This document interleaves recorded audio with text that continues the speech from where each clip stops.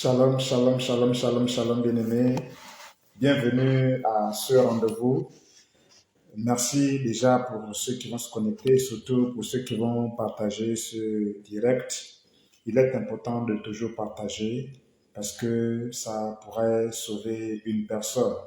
Vous voyez, donc c'est toujours important de partager. Alors donc aujourd'hui, nous sommes à notre deuxième rendez-vous sur la thématique portant sur le dépouillement. Alors, aujourd'hui, nous allons maintenant parler du dépouillement extérieur. Le dépouillement extérieur. La dernière fois, nous avons parlé du dépouillement intérieur. Alléluia. Et donc, aujourd'hui, nous voulons maintenant parler du dépouillement extérieur. Alléluia.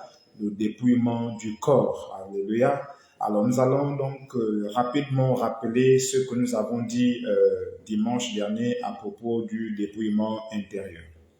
D'abord, nous avons défini ce que c'est que le dépouillement. Alléluia. Et nous avons dit que le dépouillement était ou est un acte volontaire, un acte réfléchi, voilà, qui consiste à se dépouiller, c'est-à-dire à ôter, à retirer, à abandonner tout ce qui tout ce qui est négatif, tout ce qui ne plaît pas au Seigneur. Alléluia.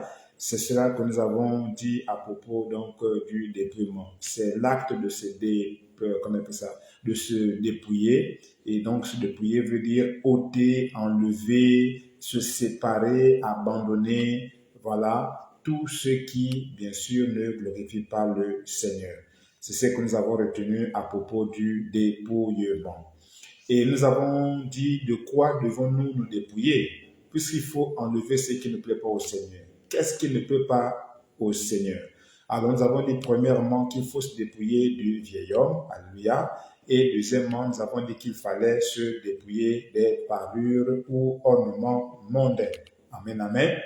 Et nous avons aussi parlé des deux niveaux du dépouillement. Le premier niveau, donc, c'est le dépouillement intérieur. Voilà, le dépouillement intérieur qui fait donc référence à l'état de notre cœur, voilà, et qui renvoie aussi au vieil homme. Et le deuxième niveau, c'est le dépouillement extérieur qui renvoie donc à notre corps, à notre aspect physique. Voici les deux niveaux de dépouillement par lesquels nous devons passer si nous voulons plaire au Seigneur. Nous avons donc dit ce jour que tout enfant de Dieu devrait passer par le dépouillement afin de vivre et d'expérimenter la sanctification totale. Parce que le dépouillement, c'est justement ce processus qui nous amène à une sanctification totale. Donc, si nous sommes des enfants de Dieu, normalement, on devra passer par le dépouillement intérieur et le dépouillement extérieur. Amen, amen. Nous avons dit que le dépouillement intérieur concerne le cœur. Amen. Ça concerne le cœur, ça concerne notre état d'âme. Amen, amen. On ne voit pas le cœur, mais par le principe donc de la parole que nous écoutons, la déclare que déjà vous êtes purs avec la parole que vous écoutez. Donc en fait, lorsque nous parlons de dépouillement intérieur, il s'agit donc du cœur. Il s'agit de notre état d'âme. Donc notre état d'âme doit être dépouillé de tout ce qui ne glorifie pas le Seigneur. Notre cœur doit être dépouillé. On doit débarrasser notre cœur de tout ce qui est ténèbres, de tout ce qui est souillure, de tout ce qui ne glorifie pas le Seigneur. Alléluia. C'est cela donc le dépouillement intérieur. Donc, nous devons dépouiller notre cœur de toute forme de souillure. Amen, amen. De toute forme de saleté. Alléluia. Et donc, à partir de là, nous avons dit que le cœur étant donc la source de la vie, et ça peut aussi être la source de la mort, alors le cœur est hautement concerné par le dépouillement. Alléluia. Nous avons lu beaucoup de textes, notamment le livre de Proverbes, chapitre 4, verset 23. Nous avons lu Matthieu 15, verset 18-19.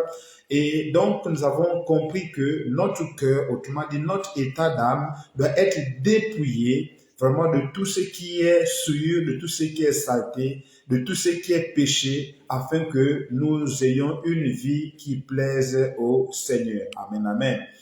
Alors, nous avons par la suite dit, pour terminer sur ce point du dépouillement intérieur, comment est-ce qu'il fallait finalement se dépouiller? Alors, nous avons retenu quelques points. Nous avons dit que pour se dépouiller, il fallait renoncer à soi-même. Bien aimé, il faut renoncer à soi-même et notamment au mensonge, parce qu'en réalité, lorsqu'on se dépouille de soi-même, ou lorsqu'on renonce à soi-même, en fait, on laisse maintenant le Seigneur prendre le contrôle de notre vie. Nous ne sommes plus maîtres de nous-mêmes, mais c'est maintenant le Seigneur Jésus qui est le maître de notre vie. Alléluia. D'autant plus qu'il a acquis justement ce privilège en mourant à la croix pour nous. Donc, en réalité, lorsque Paul disait que ce n'est plus moi qui vis, mais c'est Christ qui vit en moi, en fait, il est en train de faire référence au renoncement que nous devons justement vivre afin que justement le Seigneur puisse vivre en nous, que nous puissions nous effacer pour que le Seigneur soit devant et donc soit le maître donc de notre vie. Alléluia. Et nous avons aussi dit que pour se dépouiller ou encore pour dépouiller notre cœur, il fallait aussi rechercher ou encore s'affectionner des choses d'en haut. Bien aimé, tu ne peux pas espérer dépouiller ton cœur si tu aimes encore le monde, si tu aimes encore les choses du monde, si tu aimes encore les choses qui nous éloignent du Seigneur. Non, il faudrait maintenant qu'on cherche à aimer les choses d'en haut. On doit maintenant chercher à aimer les choses du ciel. On doit maintenant chercher à aimer les choses du Seigneur. On doit maintenant chercher à aimer la volonté de Dieu. On doit maintenant chercher à aimer ce qui plaît à Dieu. Alléluia. En fait, ça doit être maintenant notre priorité au quotidien. Vous vous souvenez, dans le déjeuner chapitre 3, verset 15, il est écrit quoi? Que les désirs de la femme se porteront vers son époux. En fait, la femme, c'est l'église. Et l'église, c'est toi et moi. Et l'époux, c'est Jésus. Donc, en fait, nos désirs maintenant doivent être tournés vers le Seigneur. Alléluia. On doit maintenant s'affectionner, on doit maintenant aimer les choses du Seigneur. La parole de Dieu, la prière, le jeûne, l'évangélisation, servir le Seigneur. Toutes ces choses-là, on doit maintenant les aimer parce que ça fait partie justement des réalités des enfants de Dieu. Alléluia. Lorsque la déclare que si quelqu'un est à Christ, il est devenu une nouvelle créature, les choses anciennes sont passées, voici toutes choses sont devenues nouvelles. Ça veut dire quoi? Ça veut dire que les choses nouvelles là, c'est en réalité tout ce qui concerne le royaume de Dieu, tout ce qui est en rapport avec le royaume de Dieu. Alléluia. Donc c'est toutes ces choses-là qu'on doit maintenant aimer. Alléluia. C'est cela donc vraiment totalement s'affectionner donc des choses d'en haut. Ça c'était la deuxième chose. C'est cette deuxième chose-là que nous appelons l'affection des choses d'en haut ou l'amour des choses d'en haut. C'est donc le deuxième moyen que le Seigneur nous donne pour pouvoir nous dépouiller intérieurement. Le troisième moyen, c'est quoi? C'est nous détacher maintenant ou encore détacher notre intérêt sur les choses du monde et sur le monde lui-même. Alléluia. C'est-à-dire que nous sommes attirés par le monde en réalité, mais à cause maintenant de notre amour pour le Seigneur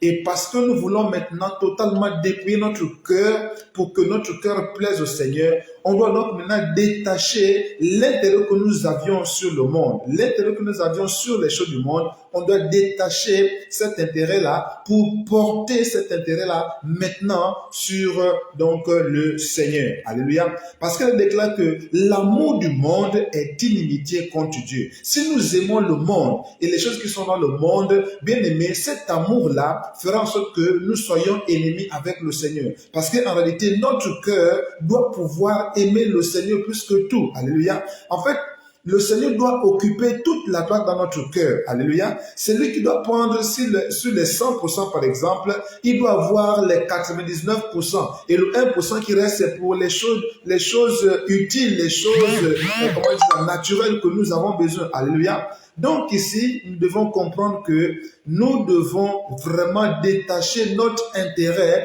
des choses du monde. Nous devons détacher notre intérêt du monde pour pouvoir maintenant nous attacher à la parole, nous attacher maintenant aux choses d'en haut, comme on l'a dit un peu plus haut. Alléluia. Notre intérêt doit maintenant être porté sur Christ, sur l'œuvre de Dieu. Alléluia. Et surtout, notre intérêt doit maintenant être porté sur notre marche avec le Seigneur. Notre intérêt doit être maintenant porté sur vraiment notre finalité, c'est-à-dire où est-ce que nous allons partir dès qu'on meurt? Allez, ça doit être notre préoccupation première. Alléluia. On doit maintenant s'intéresser au sort de notre âme lorsque nous aurons terminé la vie sur la terre. Alléluia. Donc, c'est cela, bien aimé. On doit maintenant être, être attentif à la voix du Saint-Esprit qui nous parle pour que nous puissions nous concentrer de plus en plus sur les choses du Seigneur, sur l'œuvre de Dieu et, bien entendu, sur le sort de notre âme. Bien-aimés, ne nous laissons plus distraire par ce que nous voyons autour de nous, bien-aimés. Ça, c'est la distraction que le diable met en place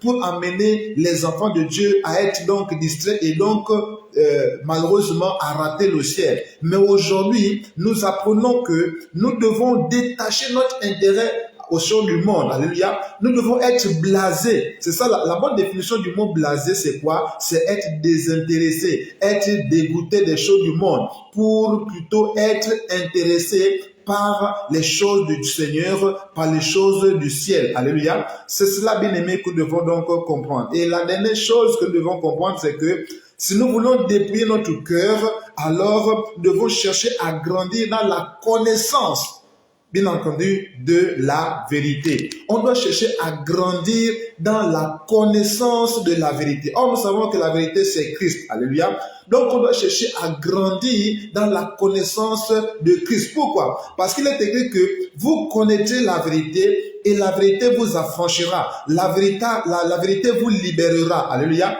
Or, la vérité, c'est Christ. Donc, plus nous grandissons dans la connaissance de Christ, plus nous grandissons dans la connaissance de la vérité qui est Christ, plus notre cœur s'affranchit de tout ce qui est pesanteur, de tout ce qui est sûr, de tout ce qui est péché, de tout ce qui est iniquité, bref, de tout ce qui est fardeau, empêchant bien entendu notre âme d'aller à sa destination glorieuse, c'est-à-dire le ciel. Alléluia. Donc ici, nous devons comprendre que si nous voulons détacher notre cœur de toutes ces pesanteurs-là, bien aimés, on doit chercher à connaître le Seigneur.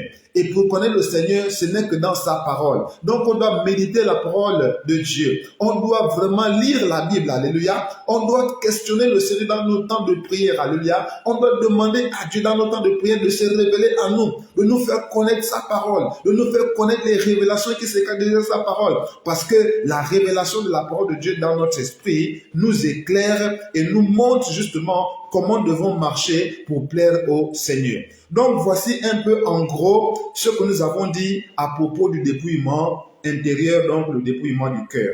Maintenant, aujourd'hui, nous allons maintenant parler vraiment du dépouillement extérieur. Alléluia. C'est là une question qui divise beaucoup même les enfants de Dieu dans l'église. Alléluia. Parce que beaucoup d'enfants de Dieu ne connaissent pas ce qu'on appelle le dépouillement extérieur, malheureusement. Beaucoup des enfants de Dieu ne connaissent pas ce que c'est que se dépouiller sur le plan extérieur. Beaucoup des enfants de Dieu connaissent ce que c'est que le dépouillement intérieur. Beaucoup des enfants de Dieu connaissent ce que c'est que la sanctification intérieure. Alléluia. Mais malheureusement, beaucoup ne connaissent pas ce qu'on appelle le dépouillement extérieur. Et c'est là où le bas blesse. Pourquoi? Parce que, bien aimé, le dépouillement extérieur, ici, ça concerne maintenant notre corps ou encore notre aspect extérieur ou encore notre apparence physique. Lorsque nous parlons du dépouillement extérieur, il s'agit donc ici de regarder à notre apparence extérieure ou encore à notre apparence physique. On a toujours coutume de dire que Dieu ne regarde pas le corps, mais il regarde seulement au cœur. Bien aimé, ça c'est un mensonge du diable, purement bien monté pour détourner beaucoup de la vérité et amener beaucoup en enfer. Dieu regarde à notre cœur, ça c'est une évidence, mais il regarde aussi à notre corps. Il regarde aussi à notre manière de traiter notre aspect physique. Alléluia. Parce que notre aspect physique intéresse le Seigneur à un haut niveau. Alléluia. Parce que, bien aimé, notre aspect physique est vraiment lié avec notre aspect intérieur ou encore avec notre intérieur, bien aimé. C'est-à-dire que ce que nous recevons sur le plan physique ou encore sur notre corps, bien aimé, ça a aussi un impact sur notre âme, ça a un impact sur notre cœur. Alléluia. Je vous prends juste un petit exemple. Si par exemple, on nous blesse, alléluia, vous savez que la douleur sera physique, c'est vrai, mais si elle est intense, elle va aussi atteindre notre âme. Alléluia. Vous voyez, donc notre corps est lié avec notre âme. Alléluia. Donc, si nous faisons des choses abominables sur notre corps, ces abominations vont aussi impacter notre âme. Alléluia. C'est ce que nous devons comprendre, bien-aimés. Bien-aimés, il n'y a pas une dichotomie entre le corps et puis le cœur. Non, les deux sont plutôt liés. Alléluia. L'un à l'autre. Alléluia. Notre corps est attaché à notre âme. Ce qui fait que ce que nous mettons sur notre corps a de l'influence, l'influence de l'impact justement sur notre âme. Alléluia. Ne pensez pas que c'est anodin si Dieu a bien voulu mettre notre âme dans un corps. C'est parce que le corps compte aux yeux du Seigneur. Alléluia. Donc, mon frère, ma soeur, tu dois savoir que Dieu ne regarde pas seulement le cœur. Non, il regarde aussi à notre apparence physique. Alléluia. Nous devons comprendre pourquoi. Pourquoi est-ce que Dieu regarde et au cœur et au corps? Pourquoi est-ce que Dieu s'intéresse non seulement à notre cœur, mais aussi à notre apparence physique? Pourquoi? En fait, c'est la question qu'on doit se poser. Au lieu de bouder, au lieu de refuser la vérité, cherchons à connaître la vérité. Cherchons plutôt à savoir, mais pourquoi est-ce que Dieu s'intéresse à notre aspect physique? Pourquoi est-ce que Dieu s'intéresse à notre corps? Pourquoi? Pourquoi, bien-aimé? Alors nous allons voir pourquoi est-ce que Dieu s'intéresse à notre corps avant de continuer. Sachez, bien-aimé, que Dieu regarde à notre corps. Pourquoi? Parce que premièrement et essentiellement, notre corps est le temple du Saint-Esprit. Alléluia. Voilà pourquoi Dieu s'intéresse à notre corps. C'est parce que notre corps, c'est la maison de l'Esprit de Dieu en fait. Notre corps, c'est la maison de Dieu, ou encore la maison de l'Esprit de Dieu. Quand il nous donne son Esprit le jour de notre repentance et notre conversion, son Esprit vient maintenant habiter à l'intérieur de notre corps. Alléluia. Et précisément dans notre cœur. Or, notre cœur est dans notre corps. Alléluia. Donc, le corps que nous avons, aux yeux de Dieu, c'est sa maison. Imaginez un peu. Est-ce que, sur le plan physique, par exemple, est-ce que vous ne serez pas intéressé par l'aspect extérieur d'une maison quand vous voulez, par exemple, l'acheter ou l'y habiter? Vous allez d'abord regarder l'aspect extérieur, n'est-ce pas? Avant de voir ce qu'il y a à l'intérieur. Alléluia. Aussi bien que l'intérieur vous intéresse, aussi bien aussi l'extérieur vous intéresse parce que vous voulez que l'intérieur comme l'extérieur reflète vos standards. Alléluia. Vous voulez que l'intérieur de votre maison comme l'extérieur de votre maison reflète les standards donc de vos désirs. Alléluia. C'est comme ça aussi que Dieu fait. Dieu regarde non seulement à l'intérieur, mais il regarde aussi à l'extérieur. Alléluia. Dieu regarde, bien aimé, à notre cœur, c'est vrai, mais il regarde aussi à notre corps. Alléluia. Donc, c'est parce que notre corps est le temple du Saint-Esprit que Dieu regarde à ce corps. Alléluia. La même manière que toi aussi, tu mets la peinture sur ta maison, c'est parce que l'aspect extérieur de ta maison compte aussi. Tu comptes sur la beauté extérieure de ta maison pour attirer les regards. Alléluia. Pour susciter l'admiration auprès des voisins ou bien auprès des gens qui sont autour de toi. Alléluia. C'est aussi la même chose avec le Seigneur. Alléluia. Lui aussi, l'aspect extérieur de notre être compte parce que nous sommes faits du corps, de l'âme et de l'esprit. Nous sommes faits à 3 dimensions. Donc, les 3 dimensions intéressent à un haut niveau notre Créateur. Alléluia. Donc, sache, mon frère, ma soeur, que notre cœur, c'est vrai, compte aux yeux de Dieu, mais notre corps aussi compte aux yeux de Dieu. Pourquoi? Parce que notre corps est le temple du Saint-Esprit.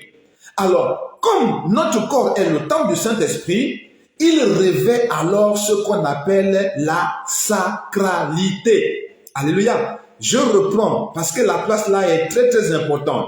Puisque notre corps intéresse Dieu, alors notre corps revêt ce qu'on appelle la sacralité.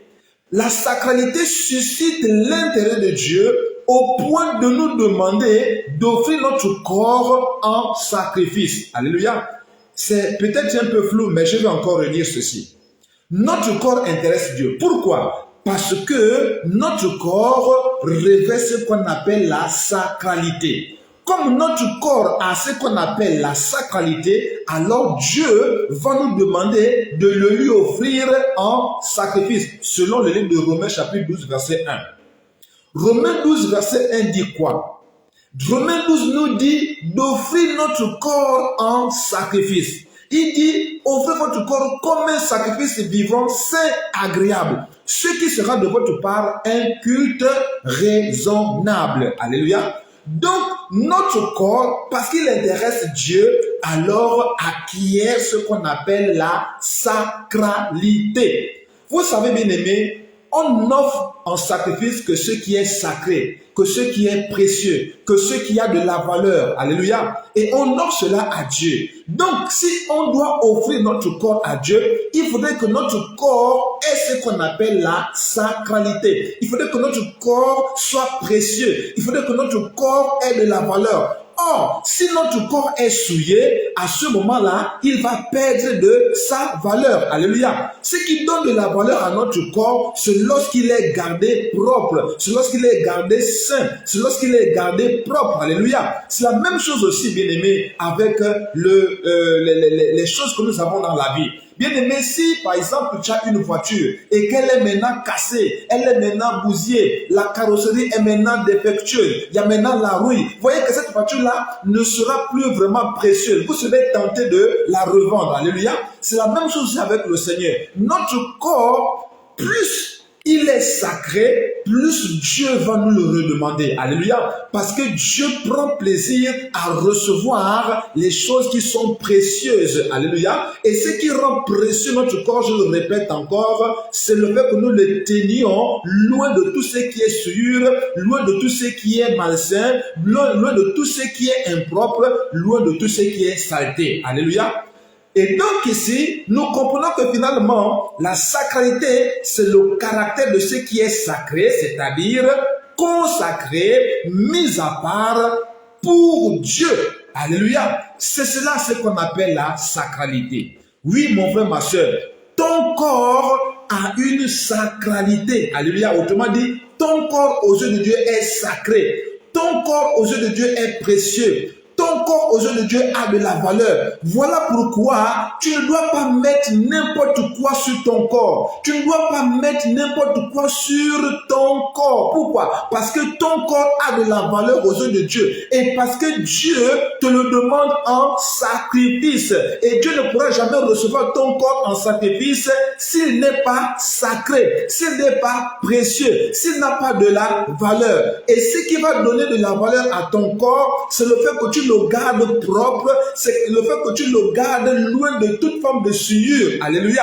C'est cela qui va donner à ton corps ce que nous appelons aujourd'hui la sacralité, qui va attirer le regard de Dieu sur toi, sur ta vie, et au point de t'amener au ciel lorsque tu vas mourir. Alléluia. Bien-aimés, par là nous comprenons donc que notre corps c'est un instrument d'adoration. Alléluia. Puisque notre corps revêt une sacralité, alors notre corps devient par là un instrument d'adoration. Donc tu dois savoir, mon frère, ma soeur, que ton corps est un instrument d'adoration pour le Seigneur. Alléluia. Autrement dit, avec ton corps, tu peux adorer le Seigneur. Tu dois adorer Dieu avec ton corps. Alléluia. Le fait que tu battes les mains, par exemple, lorsqu'on loue le Seigneur, c'est une manière d'offrir ton corps. C'est une manière de louer ton Dieu avec ton corps. Le fait de danser, par exemple, nous dansons avec le corps. Alléluia. Le fait que tu danses, bien-aimé, c'est une manière d'adorer le Seigneur. Donc, ton corps est un instrument d'adoration. Alléluia.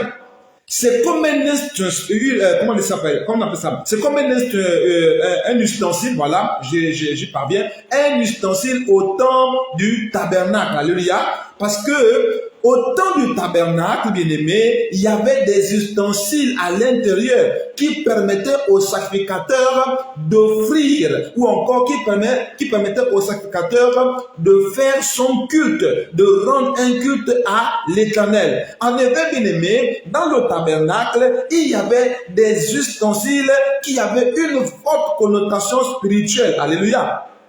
Parmi ces ustensiles, on peut les citer pêle-mêle. Mais ce n'est pas là l'objet aujourd'hui, alléluia. On peut citer par exemple la table des pains de proposition, on peut par exemple citer la cuve des reins, etc., etc.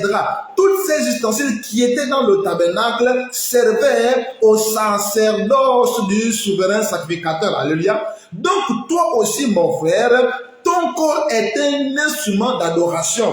Ton corps est un instrument d'adoration. Donc ça veut dire quoi, mon frère? Ça veut dire que si tu souilles ton corps, au lieu d'adorer Dieu, tu vas plutôt adorer le diable. Pourquoi? Parce que c'est le diable qui est, bien entendu, dans les souillures. Alléluia. On appelle le diable Belzébul. Pourquoi? Parce que il est le prince, il est celui qui règne dans ce qui est souillure, dans ce qui est saleté, dans ce qui est vraiment malsain. Le diable règne là-dedans. Alléluia. Donc si toi tu amènes ton corps dans ce qui est malsain, dans ce qui est impropre, impur, dans ce qui est sûr, ça veut dire que tu es en train de faire une adoration, tu es en train d'adresser une adoration au diable.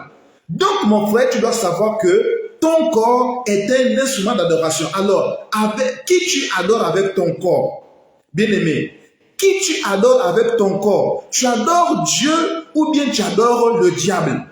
Parce que si tu ne tiens pas ton corps dans ce qu'on appelle le dépouillement, si tu ne tiens pas ton corps dans ce qu'on appelle la sainteté, l'honnêteté, ça veut dire que tu es en train d'adorer le diable, parce que c'est le diable qui est dans la souillure, dans le péché, dans tout ce qui est abominable. Alléluia. Mais si tu tiens ton corps dans l'honnêteté, dans la sainteté, dans la pureté, ça veut dire que tu as choisi d'offrir ton corps comme, bien entendu, une offrande agréable au Seigneur. Alléluia. Bien-aimé, il faut que nous puissions le savoir. Si nous lisons le livre de 1 Corinthiens chapitre 6 à partir du verset 20, sinon le verset 20, là déclare que glorifiez donc Dieu dans votre corps. Alléluia. Autrement dit, notre corps étant le temple du Seigneur, selon le livre de 1 Corinthiens chapitre 6 verset 19, alors on doit glorifier Dieu dans son temple. Alléluia.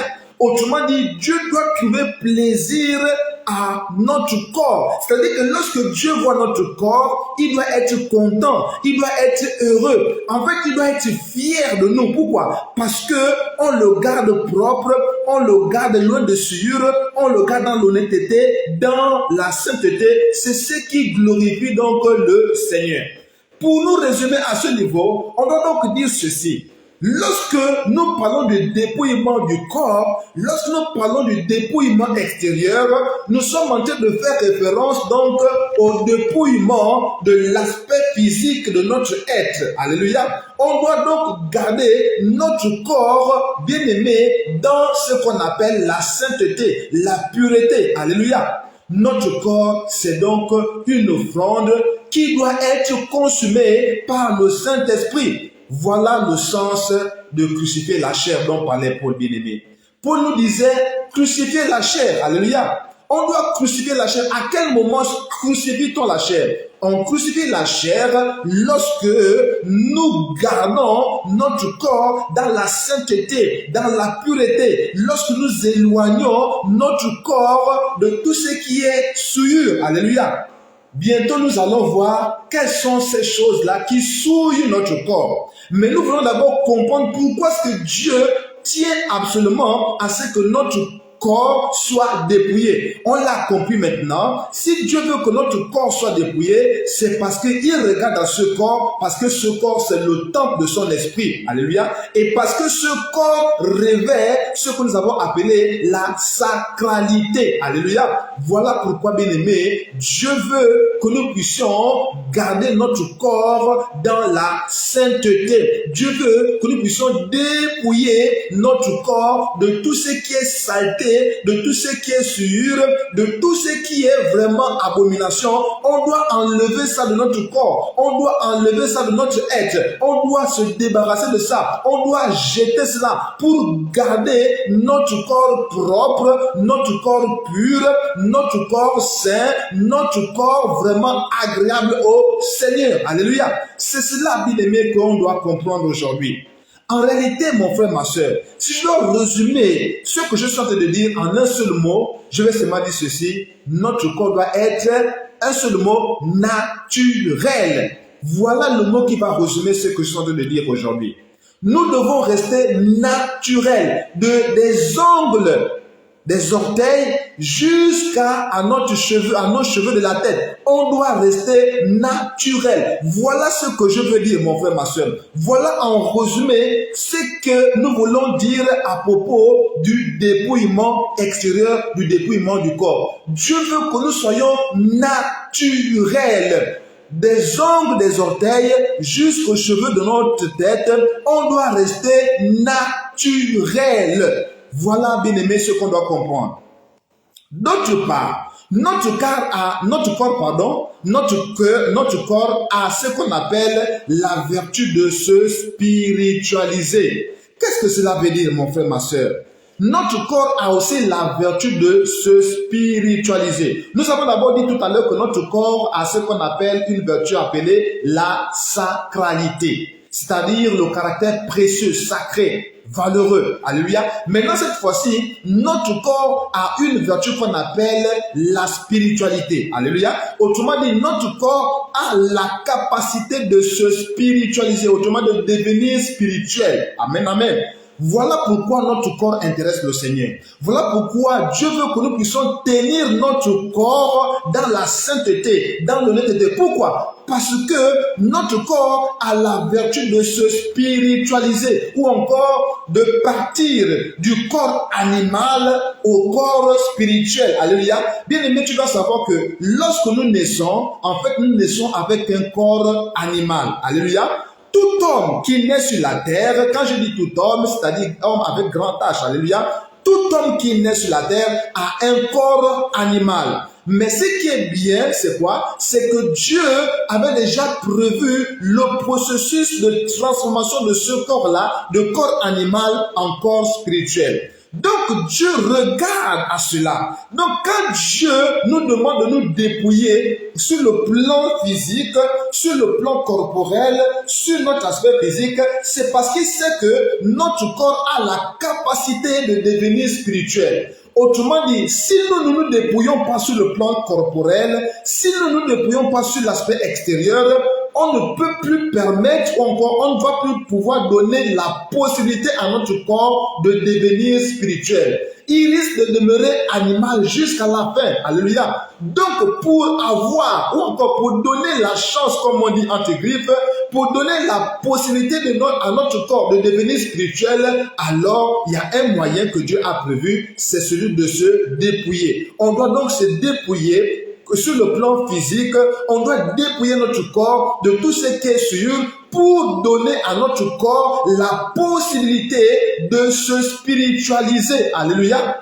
Et cela se passe au niveau ou au moment de la résurrection. C'est au moment de la résurrection que notre corps va maintenant revêtir ce qu'on appelle la spiritualité. Si nous lisons le livre de 1 Corinthiens chapitre 15, versets 51 à 53, là déclare que au son de la trompette, ceux qui étaient déjà morts en Christ et les vivants vont donc monter au ciel pour aller à la rencontre du Seigneur. Mais ceux qui seront morts là, leur corps va être changé, transformé. Alléluia. Ils vont ressusciter d'abord et ils vont revêtir un corps spirituel. Et nous les vivons, nous qui avons foi en Jésus et qui nous efforçons justement de marcher dans le dépouillement du corps, alors nous aussi, notre corps va revêtir ce corps spirituel là. Alléluia.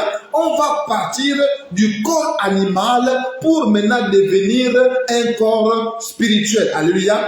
Bien aimé, c'est ce qui va se passer. Au jour de la résurrection, notre corps va revêtir l'aspect spirituel, va revêtir la dimension spirituelle. Il va donc abandonner son côté animal pour maintenant acquérir le côté spirituel. Alléluia. Et c'est ce qui va se passer le jour de la résurrection. Et dans la Bible, il y a eu même un exemple dans ce sens-là. Jésus lui-même. Souvenez-vous, bien aimé, dans le livre de Jean chapitre 20, au moment où Jésus va ressusciter, alors il y a cette sœur appelée Marie, alléluia, Marie de Magdala, alléluia, qui va justement être face à face avec Jésus. C'est vrai qu'au premier abord, elle ne pourra pas reconnaître Jésus. Pourquoi? Parce que justement, premièrement, Jésus avait déjà changé de corps. Alléluia. Il n'avait plus le premier corps qu'il avait, où on pouvait facilement l'identifier. Alléluia. C'est ce qui fait que lorsque Marie va le regarder, Marie ne va pas le reconnaître. Parce que Jésus avait déjà revêtu le corps spirituel. Alléluia. Et donc, à partir de là, bien aimé, nous comprenons que lorsque nous ressuscitons, lorsque nous ressusciterons au son de la trompette, nous n'aurons plus notre corps naturel. Nous n'aurons plus le corps là, non. Mais on aura maintenant un corps spirituel, un corps céleste. Comment? Mais justement parce que nous aurons vécu sur la terre en ayant foi en Jésus et surtout en ayant marché sur le principe du dépouillement du corps. Alléluia. C'est ce qui va nous permettre demain au son de la trompette de revêtir un corps céleste, de revêtir un corps spirituel. Bien-aimé, mon frère, ma soeur, notre corps doit donc être dépouillé. Il doit être dépouillé pour que nous puissions avoir la possibilité donc de revêtir un corps nouveau, de revêtir un corps céleste, de revêtir un corps spirituel. Alléluia. C'est cela qu'on doit comprendre aujourd'hui. Maintenant, mon frère, ma soeur, que tu as compris que le corps que nous avons intéresse Dieu. À propos de deux aspects. Le premier aspect, c'est-à-dire le côté, son aspect, je vais dire sa vertu de se sacraliser et sa vertu de se spiritualiser. À cause de ces deux vertus, notre Seigneur Jésus, bien aimé, regarde de plus près à notre corps. Maintenant que tu sais ça, bien aimé, de quoi alors dois-tu dépouiller ton corps? Qu'est-ce que tu dois enlever de ton corps pour le garder pur? Qu'est-ce que tu dois enlever de ton corps pour le garder saint? Qu'est-ce que tu dois enlever de ton corps pour le garder propre devant le Seigneur? Que dois-tu enlever? Puisqu'on a compris que le dépouillement c'est le fait d'enlever. Qu'est-ce que tu dois enlever? Ou bien, qu'est-ce que tu ne dois plus mettre sur ton corps pour le garder pur, pour le garder propre, pour le garder intact, sinon pour le garder agréable devant le Seigneur? Qu'est-ce que tu dois enlever? La chose que tu dois enlever, ou bien les choses que tu dois enlever, c'est quoi? Ce sont ce qu'on appelle les idoles. Tu dois enlever de ton corps les idoles, les dieux étrangers, les faux dieux. Qui sont ces faux dieux? Ces faux dieux-là sont ce qu'on appelle les parures ou encore les ornements mondains. Les parures et les ornements mondains, aux yeux de Dieu, sont appelés des idoles. Mon frère, ma soeur, je vais répéter là, et là je vais aller doucement. Sache, mon frère, sache, ma soeur, que les parures ou encore les ornements mondains, aux yeux de Dieu, pas à tes yeux, pas à mes yeux, non, mais aux yeux de Dieu, ce sont des idoles. Les parures que nous mettons sur nous, aux yeux de Dieu, selon Dieu, ce sont des idoles, ce sont des dieux étrangers. Ça, c'est aux yeux de Dieu. Or, toi, tu ne t'appartiens plus, en fait. Ton corps ne t'appartient pas, mon frère. La vie que tu as ne t'appartient pas. Ça appartient à Dieu. Donc, ce n'est pas la vie des hommes qui compte, mais c'est plutôt la vie de Dieu qui doit compter dans ta vie. Alléluia. Donc, si Dieu voit tes parures, tes ornements comme des idoles, comme des dieux étrangers, alors tu dois t'arrêter un instant et chercher à plaire à Dieu. Alléluia. Tu dois chercher à plaire à Dieu et non à plaire aux hommes. Donc, laisse-moi répéter ceci. Les idoles, les dieux étrangers, c'est quoi? Ce sont les parures et les ornements que nous mettons sur nous pour nous embellir, bien-aimés. Les parures que nous mettons sur nous, c'est pour faire quoi? C'est pour nous embellir, afin de séduire. Que tu le veuilles ou pas, les parures ont pour vocation de séduire. Les ornements que nous mettons sur nous ont pour vocation de séduire. Peut-être que toi, tu n'as pas l'intention de séduire quand tu mets ces choses, mais sache, ma sœur, que la vocation d'une parure, la vocation d'un ornement, c'est de séduire, c'est d'attirer le regard, alléluia, c'est de susciter l'envie, la convoitise, alléluia. C'est ça la vocation d'une parure, c'est ça la vocation d'un ornement. Bien-aimé, quand tu mets par exemple une chaînette en or, qu'est-ce que tu espères, bien-aimé? Quand quand tu mets les boucles d'oreilles, qu'est-ce que tu espères? Quand tu mets les rouges à lèvres, quand tu mets les faux cils, qu'est-ce que tu espères? En fait, tu espères attirer le regard, peut-être de manière inconsciente, d'autres le font de manière consciente, d'autres le font de manière inconsciente. Mais sache bien aimé que la vocation d'une parure, la vocation d'un ornement, c'est d'attirer le regard. Alléluia. C'est déjà de relever la beauté naturelle que tu as pour lui donner encore une autre forme de beauté qu'on appelle la beauté artificielle, la beauté sirénique, autrement dit, la beauté des sirènes. Quand tu fais le maquillage, quand tu mets le make-up, bien aimé, sache que tu es en train de revêtir une beauté artificielle, une beauté des sirènes. Parce que ce que tu ne sais pas, que tu le crois ou pas, les produits de beauté que tu mets sur toi, en réalité, ont une origine. Ces produits-là viennent du monde des eaux. Or, qui règne dans le monde des eaux si ce n'est des sirènes? Alléluia. Donc, sache que quand tu mets les beautés, quand tu mets la beauté artificielle, c'est-à-dire quand tu mets le make-up, le maquillage, le fond de teint, les faux cils, les faux ongles, le vernis, le rouge à lèvres, quand tu mets toutes ces choses-là, sache que tu es en train de mettre sur la beauté naturelle que Dieu t'a donnée une autre beauté. Tu mets une seconde couche de beauté sur toi. Et cette seconde couche-là, bien aimé, agit comme un Dieu étranger dans ta vie. Elle agit, comme une idole sur ta vie. Tu n'es pas conscient de ça, mais sur le plan spirituel, c'est comme ça que ça se passe. Et je te le dis, mon frère, ma soeur, et je te donnerai les textes bibliques qui le démontrent. À toi d'aller les lire. Alléluia.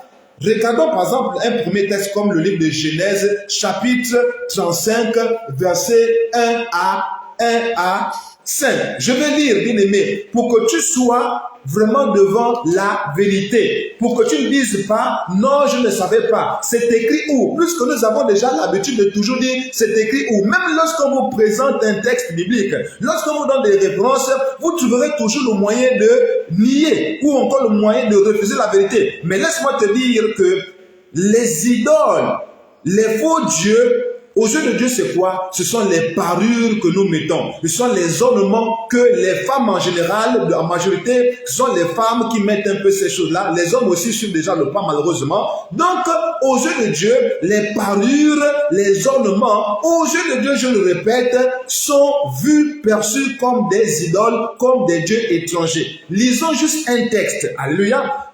Genèse chapitre 35, verset 1. Bon, on ne va pas lire tous les versets, on va juste prendre un verset. À partir du verset 2, par exemple, il est écrit ceci. Jacob dit à sa maison et à tous ceux qui étaient avec lui, ôtez les dieux étrangers. Vous comprenez maintenant? Dans le livre de Genèse, chapitre 35, verset 2, Jacob dit quoi? Il dit à ceux qui sont avec lui ceci, ôtez les dieux étrangers qui sont au milieu de vous, purifiez-vous et changez de vêtements. Jacob dit aux gens de sa maison d'enlever les dieux étrangers. D'enlever les dieux étrangers qui sont au milieu d'eux. Alléluia. Mais quels sont ces dieux étrangers? Regardez maintenant au verset suivant. Verset 4. Il est écrit ceci. Ils donnèrent à Jacob tous les dieux étrangers qui étaient entre leurs mains et les anneaux qui étaient à leurs oreilles. Alléluia. Donc les dieux étrangers, c'est quoi? C'était les anneaux qui étaient entre les mains des gens de la maison de Jacob et bien sûr les anneaux qui étaient à leurs oreilles. Or, nous savons que les anneaux qui sont généralement aux oreilles, c'est quoi? Ce sont les boucles d'oreilles. Alléluia. Donc déjà, les boucles d'oreilles, ça ne vient pas d'aujourd'hui. Les boucles d'oreilles, déjà, ça vient déjà de très loin, de très loin. Alléluia. Donc les dieux étrangers, ce n'est qu'un aperçu des différents dieux étrangers. Alléluia. Donc ici, les boucles d'oreilles, par exemple, selon le livre de Genèse que nous venons de lire, les boucles d'oreilles, par exemple, ou encore les anneaux, qu'est-ce que nous mettons généralement comme anneaux sur nos mains? Puisqu'on dit les anneaux qui étaient entre leurs mains. Généralement, les anneaux quoi? Sont les bagues, sont les bagues, les anneaux de fiançailles ou encore les bagues de mariage. C'est ça, les anneaux qui étaient entre les mains donc des gens de la maison de Jacob. Donc, ce sont ces dieux-là. C'est ça. Ces bagues-là, ces anneaux-là, qui étaient non seulement entre les mains, mais aussi sur les oreilles des gens de la maison de Jacob, c'est ce que Dieu appelle les dieux étrangers. Donc toi, mon frère, toi, ma soeur, qui a des bagues sur toi, les gourmettes sur toi, les bracelets sur toi, bien aimé, toutes ces choses-là, Dieu appelle ça des dieux étrangers. Alléluia. Des idoles. Alléluia. C'est ça la vérité. Genèse chapitre 35, verset 1 à 5, que tu pourras lire tranquillement à la maison à cœur posé. On peut encore lire un autre texte. Le livre de Exode chapitre 33 par exemple. Alléluia. Alors, ici, Dieu s'adresse à Moïse cette fois-ci. Ce n'est plus à Jacob, mais à Moïse. Alléluia. Dieu s'adresse à Moïse. Et il dit ceci à Moïse. Monte vers ce pays. Exode 33, verset 3. Il dit, monte vers ce pays où coule le lait et le miel. Mais je ne monterai point au milieu de toi, de peur que je ne te consume en chemin. Car tu es un peuple au cou raide. Verset 4. Lorsque le peuple eut entendu ces sinistres paroles, il fut dans la désolation et personne ne mit ses ornements. C'est écrit quoi? Personne ne mit ses ornements. Pourquoi ils n'ont plus mis leurs ornements? C'est parce que ils ont su que Dieu était contre le fait qu'ils mettent les ornements sur eux. Est-ce que vous comprenez, mon frère, ma soeur? Mon frère, est-ce que tu comprends pourquoi maintenant les Israélites n'ont plus mis leurs ornements? Parce qu'ils ont tout de suite compris que Dieu n'était pas d'accord avec le fait qu'ils mettent les ornements sur eux. Continuons encore un peu la lecture. Verset 5. Et l'Éternel dit à Moïse, dis aux enfants d'Israël, vous êtes un peuple au cou raide. Si je montais un seul instant au milieu de toi, je te consumerai. Maintenant, voilà l'exemple qu'il donne. Il dit ceci, ôte maintenant tes ornements de dessus de toi. Dieu dit, ôte maintenant tes ornements de dessus de toi et je verrai ce que je te ferai. Verset 6 maintenant, voilà maintenant l'attitude des Israélites. Les enfants d'Israël se dépouillèrent de leurs ornements en s'éloignant du mont Horeb. Les enfants d'Israël se dépouillèrent de leurs ornements. Donc, de quoi doit-on se dépouiller? On doit se dépouiller des ornements. On doit se dépouiller des ornements, des parures. Pourquoi? Parce que aux yeux de Dieu, les ornements, les parures sont des idoles, sont des dieux étrangers. Or, il est écrit que tu n'auras point d'autre Dieu que moi devant ma face. Dieu dit que tu ne dois plus avoir d'autre Dieu. Je suis ton Dieu, donc tu dois avoir comme Dieu rien que moi. Or, Dieu voit des idoles comme, je veux dire, Dieu voit les parures comme des idoles, comme des dieux étrangers. Voilà pourquoi, si nous voulons être en bonne relation avec le Seigneur, on doit dépouiller notre corps des ornements. On doit enlever de notre corps les parures, mon frère, ma soeur. C'est ça que Dieu veut. On doit se dépouiller des ornements. On doit se dépouiller des parures. Quelques textes avant de continuer. Genèse 35 qu'on vient de lire, verset 1 à 5. Exode 33 que nous venons de lire, verset 3 à 6.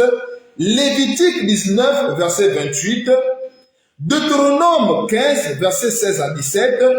2 Rois 9, verset 30. Proverbe 7, verset 20 à 26. Ésaïe 3, 16 à 22. Ézéchiel 7, 19 à 21, Jérémie 4, verset 30, etc., etc. Voici quelques textes que tu peux lire à la maison, à cœur posé, pour comprendre que Dieu ne veut pas que nous mettions sur nous des parures, quelles qu'elles soient. Dieu ne veut pas que nous mettions sur nous des ornements, quels qu'ils soient, mon frère, ma soeur. Il ne veut rien sur nous, si seulement que nous soyons naturels. Même le type de vêtements que nous devons mettre, Dieu regarde à cela. Quand nous avons lu le livre de Genèse chapitre 35, qu'est-ce qu'il a dit? Il a dit, purifiez-vous, ôtez les dieux étrangers et changez de vêtements. Mais donc aussi, notre manière de nous vêtir intéresse le Seigneur. On ne doit pas se vêtir n'importe comment. On ne doit pas se vêtir de manière à exposer nos parties intimes. Bien aimé, quand tu mets par exemple une jupe, une mini-jupe, tu exposes tes cuisses. Et tu es nu, aux yeux de Dieu, tu es nu. Quand tu mets tes cuisses dehors, aux yeux de Dieu, tu es nu. Quand tu mets tes seins dehors, c'est-à-dire que tu mets un décolleté, au point qu'on voit même la naissance de tes seins, ou encore même une grande partie de tes seins, bien aimé, aux yeux de Dieu, tu es nu. Ça, c'est le genre de vêtements que Dieu ne veut pas. Les vêtements qui te servent, ce qu'on appelle les vêtements sexy. C'est-à-dire ça te sert tellement que ça te dessine tout le corps. Bien aimé, ce genre de vêtements que Dieu ne veut pas que nous puissions mettre sur nous. On doit mettre des vêtements assez amples. On doit avoir un habillement décent. C'est-à-dire un habillement qui prend en compte la décence. Alléluia. Un habillement qui n'attire pas le regard de convoitise de ceux qui donc sont autour de nous. Alléluia. Donc c'est cela, mon frère, ma soeur. On doit donc se dépouiller de tout ce qui est parure. On doit se dépouiller de tout ce qui est ornement. Pourquoi? Parce que Dieu voit ça comme des dieux étrangers. Le Seigneur voit ça comme des idoles sur nous. Donc, mon frère, tout ce qui va t'embellir le corps, tout ce que tu vas mettre sur toi pour chercher à t'embellir, sache, mon frère, ma soeur, que ça là, Dieu appelle ça comme des dieux étrangers. Et Dieu veut que tu enlèves ça. Dieu veut que tu te dépouilles de cela. Alléluia. Ainsi, mon frère, on doit comprendre que le dépouillement extérieur ou le dépouillement du corps consiste à ne plus porter, ou encore consiste à se débarrasser des artifices de beauté. Des artifices de beauté visant à décorer ou à embellir notre apparence physique. Tu n'as plus besoin d'embellir ton apparence physique, mon frère. Ma soeur, tu n'as plus besoin de mettre quoi que ce soit sur toi pour devenir beau ou bien belle. Non, tu es déjà né beau, tu es déjà né belle, naturellement. Bien aimé, quand Dieu nous a créés, il a dit quoi? Il a trouvé que c'était très bon. Autrement dit, Dieu avait déjà mis son cachet. S'il y avait encore des choses à refaire sur toi, il devait le refaire. Mais dès lors qu'il a déjà dit que c'est très bien, ça veut dire que c'est fini, c'est déjà suffisant à ses yeux. Alléluia. Autrement dit, ta beauté naturelle suffit maintenant. Alléluia. Tu n'as plus besoin de mettre encore des artifices de beauté sur toi. Tu n'as plus besoin de mettre encore le maquillage. Tu n'as plus besoin de mettre encore le faux cils, les faux teints et tout ce que vous mettez, les make-up là, tout ce qui est faux. Bien aimé, tu n'as plus besoin de mettre ça parce que naturellement, Dieu te trouve beau. Naturellement, Dieu te trouve belle. Donc, tu n'as plus besoin de mettre les vernis. Tu n'as plus besoin de mettre comment on appelle ça, le rouge à lèvres. Tu n'as plus besoin de mettre les lentilles de beauté là. Tu n'as plus besoin de mettre les faux cils là. Non, tu n'as plus besoin de mettre les crayons de beauté. Non, naturellement, tu es déjà beau. Naturellement, tu es déjà belle. C'est ce que Dieu dit dans sa parole. Tu es déjà naturellement beau. Tu n'as plus besoin d'ajouter une quelconque beauté, soi-disant que ça te rend encore beau, ça te rend encore belle. Non, mon frère. Au contraire, ça te rend vraiment désagréable devant le Seigneur. Ça te donne une autre image. Ça te donne une autre identité sur le plan spirituel. C'est ce que tu dois comprendre. C'est-à-dire que quand tu mets ces choses sur toi, la beauté artificielle que tu mets sur toi, bien aimé, ça te donne une autre identité sur le plan spirituel. Alléluia. C'est ce que tu dois comprendre aujourd'hui. Alléluia. C'est cela, mon frère, ma soeur. Alors, maintenant, quand tu embellis ton corps, tu dois savoir ceci. Quand tu mets ces artifices sur toi, quand tu t'embellis, c'est-à-dire tu mets le maquillage, tu mets les rouges à lèvres, tu mets les crayons de beauté, tu mets les vernis, tout ce que tu vas mettre là pour t'embellir, soi-disant, bien aimé, quand tu mets ça, tu dois comprendre que premièrement, c'est d'abord un acte de rébellion. C'est ce que tu dois d'abord savoir. C'est-à-dire quand tu mets les produits de beauté sur toi, en fait c'est un acte de rébellion que tu es en train de poser. C'est un acte de rébellion que tu es en train de poser à l'image du diable qui s'était rébellé. Tu sais pourquoi le diable s'était rébellé? Tu sais pourquoi le diable voulait prendre le trône de Dieu au ciel? Est-ce que tu sais d'abord pourquoi? Je te dis ce soir que si le diable a voulu prendre la place de Dieu, c'est parce qu'il avait regardé à sa beauté. Il s'est dit, mais tiens, moi je suis un ange parfait. Je suis un ange qui personnalise la beauté même. La Bible déclare qu'il mettait le sceau à la perfection. Alléluia, de Dieu. Donc, c'est-à-dire que Lucifer, à l'époque, avant qu'il ne soit diable, à l'époque, on l'appelait Lucifer, la Bible déclare qu'il mettait le sceau à la perfection de Dieu. Alléluia.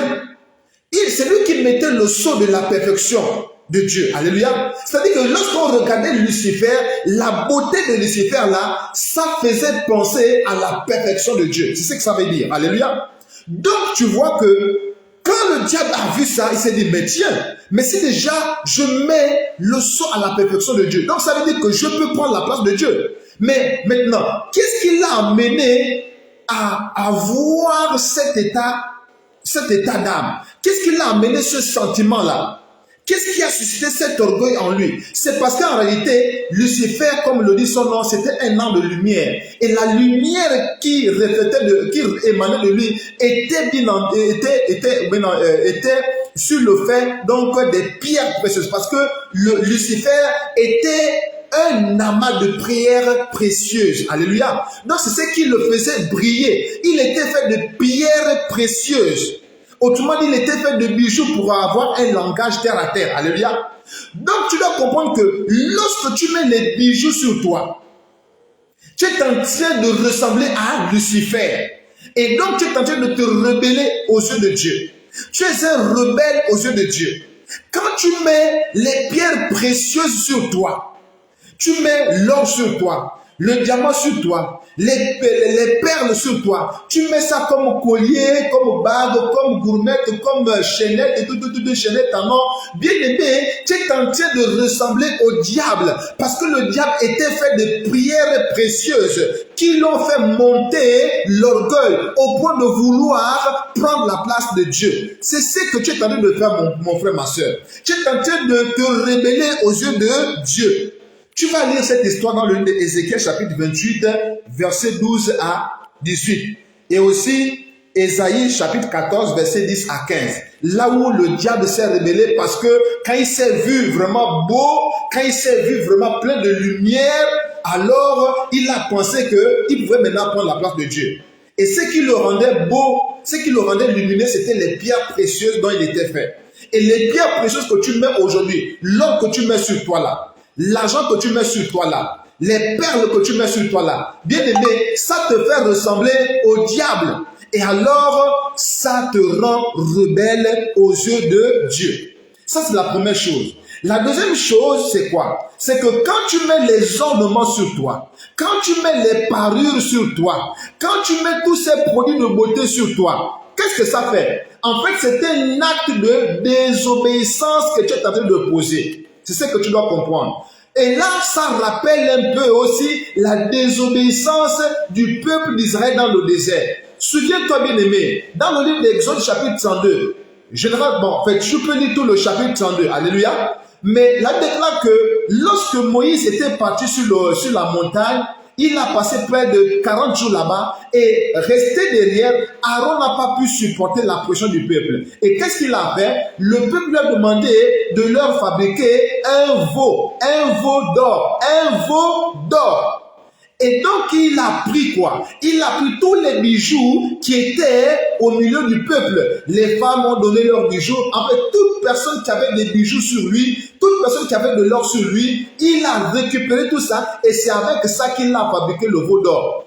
Or, ça là, c'était un acte d'insoumission, un acte de désobéissance. Pour dire quoi? Pour dire maintenant aujourd'hui que toi aussi, quand tu mets l'or sur toi, quand tu mets les bijoux sur toi, quand tu mets l'argent sur toi, quand tu mets les perles sur toi, tu es en train de ressembler au peuple d'Israël dans le désert qui s'est rébellé et qui a désobéi à Dieu. Alléluia.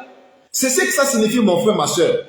Si tu crois cela, gloire à Dieu. Si tu ne crois pas, moi je te dis simplement la vérité sur la base de la parole de Dieu. Bien aimé, ils ont fabriqué un veau d'or ou bien un veau en or. Et est-ce que Dieu était content de ça? Non. Dieu les a frappés avec les serpents des reins. Alléluia. Les serpents les ont mordus. Alléluia. Je ne dis pas les serpents des reins. Les serpents les ont mordus. Et il a fallu maintenant que Moïse érige un serpent des reins afin de guérir cette plaie-là. Alléluia.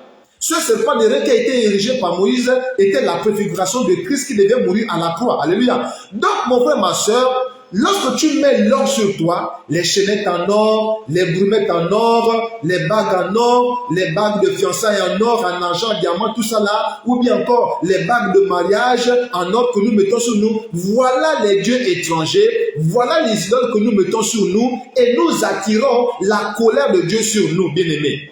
Tu dois savoir donc, mon frère, ma soeur, que lorsque tu mets les parures sur toi, les parures de manière générale, les ornements de manière générale, tout ornement que tu mets sur toi, mon frère, ma soeur, Dieu voit ça comme une idole, Dieu voit ça comme un Dieu étranger. Et à partir de là, mon frère, ma soeur, tu es dans la rébellion, tu es dans la désobéissance. Or, il est écrit que les rebelles ne peuvent pas entrer au ciel. Les désobéissants ne peuvent pas rentrer au ciel. Mon frère, ma soeur, quel est ton objectif? C'est d'aller au ciel ou bien de rester sur la terre? Moi, je sais que ton objectif, c'est d'aller au ciel. Mais sache que les rebelles ne vont pas au ciel. Les désobéissants ne vont pas au ciel. Or, qui est rebelle? Un rebelle, celui-là qui met les parures. Un rebelle, celui-là qui met les artifices. Un rebelle qui met les ornements sur lui. Tu es rebelle, ma soeur. Tu es rebelle, mon frère. Quand tu mets les parures, les ornements, les bijoux, toutes ces choses que tu mets sur toi pour te orner, toutes ces choses que tu mets sur toi pour t'embellir, Dieu voit ça comme des dieux étrangers, des idoles. Or, les idolâtres n'entreront pas au royaume des cieux. Les idolâtres ne pourront jamais rentrer au ciel. Qui est idolâtre? Celui-là qui met les parures sur lui. Qui est idolâtre? Celui-là qui met les ornements sur lui. Voilà l'idolâtre, mon frère, ma soeur. Voilà l'idolâtre. Voilà l'idolâtre, mon frère, ma soeur. Quand tu mets les ornements sur toi, quand tu mets les parures sur toi, tu es un rebelle, tu es un idolâtre, tu es un désobéissant. Et les idolâtres n'entreront jamais au ciel. Les rebelles n'entreront jamais au ciel. Les désobéissants n'entreront jamais au ciel. Mon frère, ma soeur, tu dois être conscient aujourd'hui que lorsque tu mets les parures ou ornements du monde, bien aimé, sache que tu es en train de mettre les idoles sur toi, tu es en train de mettre des faux et des dieux étrangers, sur toi. Et donc, à ce moment-là, tu es désormais hors de la volonté de Dieu. Et à partir de là, si tu meurs dans cette condition-là, tu ne pourras pas voir Dieu. Même si tu joues un rôle important dans ton église, même si tu es chanteur, même si tu es intercesseur, même si tu es pasteur, même si tu es... Je ne sais pas quel est le rôle que tu joues dans ton église, mais tant que tu as des idoles sur toi, tant que tu as des parures sur toi, tant que tu as des ornements sur toi, tant que tu as des gourmettes, des chaînettes, le maquillage, le faux teint, le fossile, je ne sais pas. Tant que tu as ça sur toi, bien-aimé, tant que tu as le rouge à lèvres sur toi, tant que tu as le fond de teint sur toi, tant que tu as le rouge à lèvres sur toi, tant que tu as le vernis sur toi, mon frère, ma soeur, je te dis la vérité, crois-moi, si tu as le son de ton âme, crois-moi, mon frère, ma soeur, tu es en train d'être perdu. Quand tu mets ces choses-là, même si à l'église, quand tu chantes, vraiment, soi-disant l'onction tombe, mon frère, ce n'est pas l'onction de Dieu qui tombe là. C'est seulement l'onction du python qui se manifeste à ce niveau-là, c'est tout. Sache que quand tu as les fossiles sur toi, les faux cheveux sur toi, les faux ongles sur toi, le vernis sur toi, le rouge à lèvres, bien aimé, bien d'autres choses, sache que même si tu es en train de servir dans l'église, c'est l'esprit de python qui est en toi. C'est l'esprit de python qui est en toi, plus simplement. Pourquoi? Parce que ces ornements-là viennent du monde des eaux. Alléluia. Et le monde des eaux est commandé par le serpent ancien, c'est-à-dire le diable. Alléluia. Donc, mon frère, ma soeur, sache que si tu as les ornements sur toi, quel que soit ce que tu peux faire dans l'église, quelles que soient les responsabilités que tu as dans ton église, laisse-moi te dire aujourd'hui la vérité, tu as un esprit de python sur toi et si tu meurs dans cet état, tu ne vas pas voir le ciel, tu ne vas pas aller au ciel, mais tu vas aller avec le diable en enfer. C'est ça la vérité que je te dis ce soir, mon frère, ma soeur. Que tu crois, que tu ne crois pas, ça au ciel. Qui est idolâtre? C'est celui qui a les dieux étrangers sur lui. Je reprends. Qui est idolâtre? C'est celui qui a les dieux